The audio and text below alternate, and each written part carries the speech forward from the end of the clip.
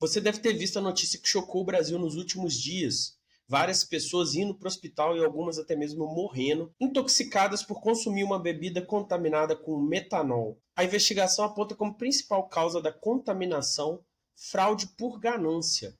Mas nas redes sociais, as pessoas estão começando a especular, as pessoas têm outras ideias. E eu sou professor da Educação Básica da Rede de Minas Gerais e alguns dos meus alunos vieram com essas conversas fiadas aí de teoria da conspiração, de atentado terrorista e outras hipóteses extraordinárias. E para tirar a pulga de trás da orelha do pessoal e tentar entender se isso foi causado por comerciantes gananciosos ou por algum grupo organizado tentando causar terror no Brasil, a gente vai hoje falar sobre uma ferramenta de pensamento crítico muito famosa na história da filosofia, a navalha de Ockham.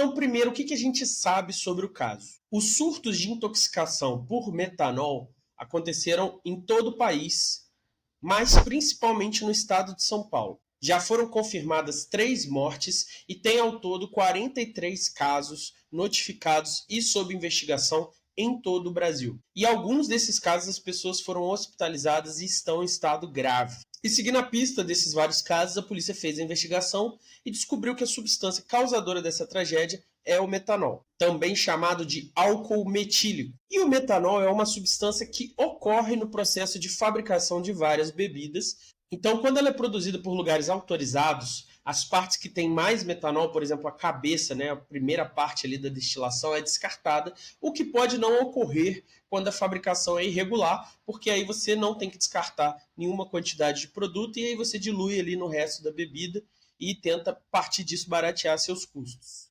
Ou às vezes nem é algo tão flagrante assim, às vezes pode ser simplesmente que esse processo de descarte não foi bem feito. São várias teorias assim de como a fabricação irregular pode causar contaminação por metanol, mas a hipótese mais aceita é que é essa a causa da contaminação. E como o álcool metílico é extremamente tóxico para os seres humanos, impróprio para consumo, se ele tiver em altas quantidades na bebida que as pessoas estão consumindo, causa esse efeito. A fiscalização sanitária, a polícia estão fazendo investigações para tentar rastrear de onde veio isso, estão também comprando antídotos para metanol, mas especulações como aquelas que eu mostrei na introdução não param de pipocar pela internet e na boca do povo, que no caso são os meus alunos. Então a suspeita dessas pessoas é que essa explicação é muito simples e que na verdade talvez tenha algo mais nessa contaminação por metanol. Para essas pessoas, uma tragédia dessa magnitude não pode ser causada simplesmente por um erro estratégico de pessoas gananciosas comprando produto sem controle de qualidade. E aí tem gente, inclusive, levantando a hipótese que isso pode ser um caso de envenenamento proposital, uma espécie aí de ataque terrorista através de drinks. E a mente humana ela tem uma inclinação de procurar padrões, procurar respostas. E não é estranho que diante de uma notícia tão surpreendente, pessoas morrendo, pessoas passando mal porque beberam, uma coisa tão comum no Brasil, a gente começa a especular que tem algo errado e algo muito suspeito. O problema é que elas são grandiosas demais, elas estão cheias de intenções ocultas e elas caem em vários erros que normalmente teorias da conspiração caem.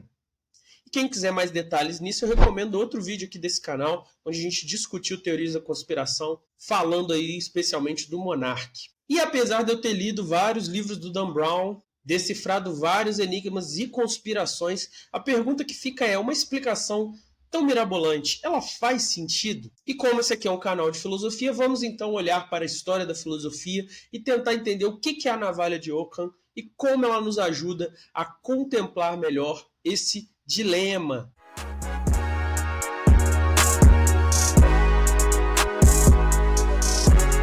Esse princípio do pensamento crítico surgiu no século XIV com o frade e filósofo Guilherme de Ockham. Apesar do nome Navalha de Ockham, o Guilherme de Ockham não usou esse nome. Ele só apareceu anos depois, em 1852. No trabalho do matemático William Hamilton. O que o William fez foi aplicar o que a gente chama na filosofia de princípio da simplicidade num debate específico da sua época, e isso ficou tão influente na história da filosofia que depois, quando alguém veio fazer essa metáfora, usou o nome dele e colocou aí a analogia da navalha. Mas esse princípio da simplicidade não é algo inédito do Guilherme de Ockham, é algo que já existia na história da filosofia e já foi formulado, por exemplo, por Aristóteles, que sugeria que a natureza não faz nada em vão, então a gente teria que sempre tentar voltar para essa simplicidade ao formular ideias sobre o funcionamento das coisas, e também por Tomás de Aquino, que sugeria que a realidade não usaria dois instrumentos diferentes quando um só é suficiente. O Guilherme de Ockham simplesmente pegou esse princípio e radicalizou ele num debate específico de filosofia e teologia da sua época. Então, como funciona a navalha de Ockham? Não é a espada do rei Arthur que você tira da pedra e se torna o rei dos filósofos, mas uma atitude em relação a explicações possíveis. Então, quando eu tenho duas ou mais hipóteses possíveis e não tem nenhum bom motivo para ir para uma ou para outra, aquela que postula menos entidades extras, aquela que multiplica menos as suposições que eu tenho que fazer, é provavelmente a melhor explicação. O princípio pode ser resumido numa frase que aparece na obra dele. Entia non sunt multiplicanda praeter necessitatem. Meu latim é péssimo, mas em português, não multiplique entidades além do necessário. E o contexto dessa frase é um debate contra a escolástica da época. A escolástica era uma forma de encarar a filosofia e a relação entre fé e razão que dominava as universidades na época do William de Ockham. E nessa época, os filósofos e os teólogos consideravam que coisas abstratas, os chamados universais, existiam de fato. Então a discussão é humanidade, vermelho, bondade, elas são só nomes, termos, ou elas são coisas em si? E elas agrupam casos particulares, mas elas, enquanto abstrações, existem em si. Os escolásticos, na sua maioria, acreditavam que essas coisas existiam sim fora da mente dos seres humanos, como objetos ideais por si só. Mas o Guilherme de Ockham era um nominalista, então ele discordava dessa noção, defendendo que postular que essas coisas existiam fora da mente humana era uma complicação desnecessária.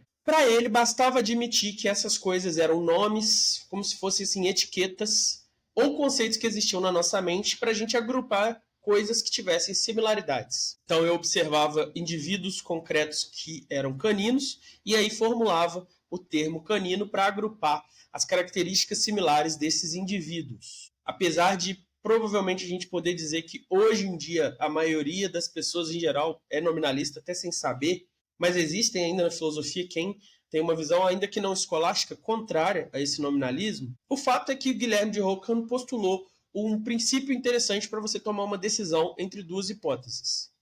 Aquela que tiver economia explicativa é a melhor. Se eu já tenho uma explicação boa o suficiente versus outra que também explica, mas postula coisas a mais que eu não tenho como saber ou que eu não tenho certeza dessas coisas a mais, então eu vou ficar com a explicação que não postula nada. Então imagina que você está aí na sua casa e aí você começa a ouvir cascos de cavalo. Você tem várias explicações para isso. Uma explicação é que é um cavalo.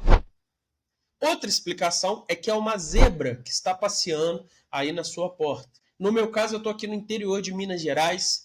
É altamente improvável que seja uma zebra. E uma terceira explicação é que é um personagem de Monty Python com cascas de coco na mão, batucando, simulando o barulho de cascos de cavalo. A não ser que eu me levante e vá lá na rua ver o que está passando na frente da minha casa, o fato é que a explicação mais provável é aquela que exige menos suposições extras. Um cavalo no interior de Minas não é só algo razoável, como até mesmo bem comum. Uma zebra é altamente improvável.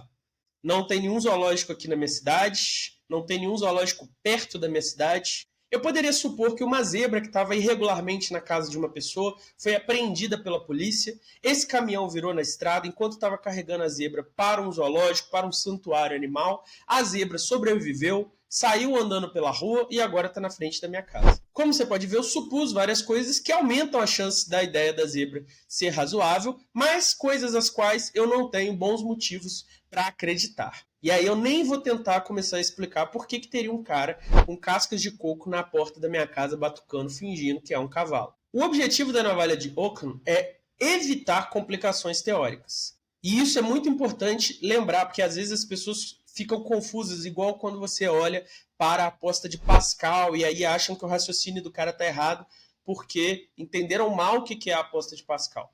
A navalha, ela não garante que a explicação mais simples é a correta. Só que se eu não tenho bons motivos, boas evidências para decidir entre uma e outra, A mais simples é a mais provável. Então, até eu receber essas novas evidências, eu vou aceitar que a mais simples é a correta. Justamente porque tudo que eu colocar de suposição, além do fato que é o que eu ouvi o casco do cavalo, vai aumentar a chance de erro da minha explicação. E cada camada que eu excluir vai diminuir a chance de erro. Mas é possível, sim, que essa história que eu contei aconteça e tenha uma zebra na porta da minha casa. Às vezes você mora do lado de um zoológico. Aí, no caso, já seria mais improvável, por exemplo, você está no Rio, está em São Paulo, mora do lado do zoológico, é mais improvável que seja um cavalo.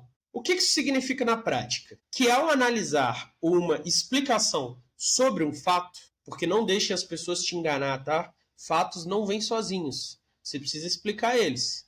Ao analisar explicações sobre fatos, você fica com aquela explicação que é mais simples, porque na falta de evidências extraordinárias, ela é mais provável, ela tem menos chance de erro. E esse apelido carinhoso de navalha de Ockham é porque ela corta esses excessos explicativos. E se você está duvidando do poder da navalha de Ockham, inclusive o próprio Stephen Hawking, que não gostava muito de filosofia, ele elogiou a navalha de Ockham e disse que ao longo do século XX, dadas as limitações do estudo da mecânica quântica, a navalha de Ockham foi essencial para que ela pudesse evoluir sem inflacionar demais, teoricamente, a teoria quântica. Então, agora que a gente entendeu a navalha de Ockham, vamos voltar para a especulação dos nossos amigos lá do Twitter sobre os casos de intoxicação por metanol.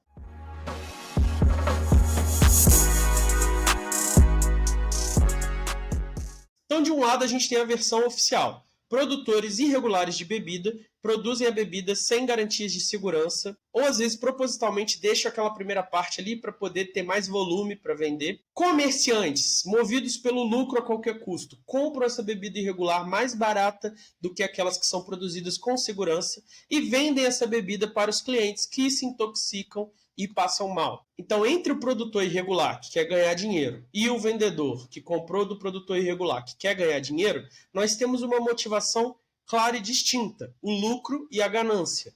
Essa é uma motivação comum entre seres humanos? Certamente. Todos os dias, bilhões e bilhões de pessoas saem para trabalhar sem nenhum gosto pelo seu serviço, porque elas vão receber dinheiro no final do mês. Além disso, pessoas topam fazer coisas terríveis, inimagináveis, por dinheiro, justamente porque é bom demais recebê-lo e poder depois gastá-lo. E aí a tragédia do metanol, ela é consequência então dessa motivação comum e extremamente normal para seres humanos, que é a ganância. Igual a esse caso, a gente poderia imaginar muitos outros causados pelo mesmo tipo de motivação. Do outro lado, a gente tem outra especulação, que isso tudo foi muito sinistro e que provavelmente é um atentado terrorista. Então, um grupo organizado de pessoas contaminou remessas de bebida em São Paulo e outros estados do Brasil, propositalmente, para que pessoas passassem mal e eles causassem, assim, pânico e terror. E aí podem ser motivações políticas, religiosas,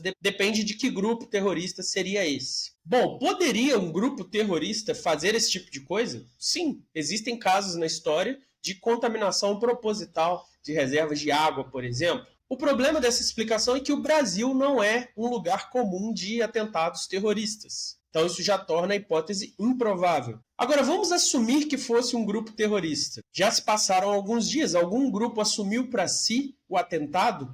Não.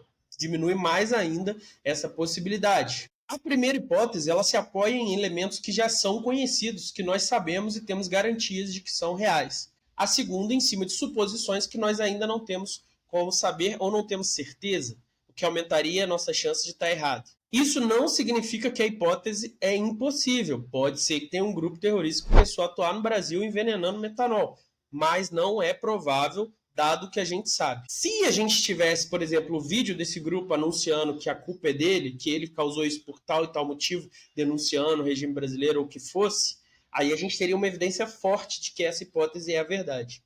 E a navalha de Ockham, ela não é sobre hipóteses desbalanceadas. Eu tenho evidências para uma, não tenho para outra. É quando eu tenho duas explicações e não tenho boas evidências nem para uma nem para outra.